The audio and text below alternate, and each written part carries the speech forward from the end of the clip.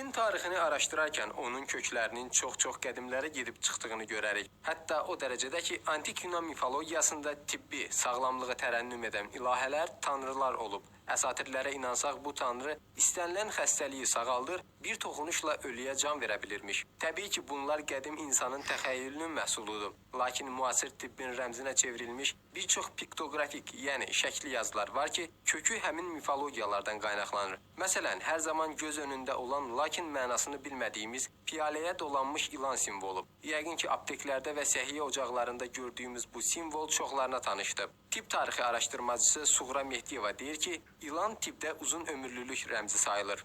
Ən qədim dövrlərdən xüsusilə də ilan bir simvol kimi istifadə olunurdu. Demək lazımdır ki, qədim dövrlərdə biliklər hamısı birlikdə idilər, ayrı-ayrı sahələrə bölünməmişdilər və bu dövrdə hələ ümumiyyətlə bu biliklərin simvolu, müdrikliyin simvolu ilan idi. Qədim mənbələrdə ilanın dərisini dəyişməsi onun həmişə cavan qalmasına işarə idi. Bu səbəbdən ilanların ölümsüz olduğunu düşünənlər onu müqəddəs hesab edirdilər. Yunan mifologiyasında isə Asklepios adlı sağlamlıq tanrısının olması da qeyd olunur. Rəvayətə görə o, əlindəki əsa ilə xəstələrə şəfa verirmiş. Bu əsanın üzərinə isə ilan dolanıbmış. Bu mifologiyaya görə Krit çarı Asklepiyi çağırıb ki, onun ölmüş oğlunu diriltsin.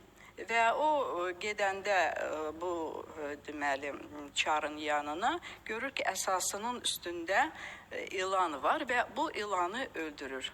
Dərhal başqa ilan ağzında bir şəfa verici otla yaxınlaşır, ona sürtür bu ölmüş ilana və onu dirildir.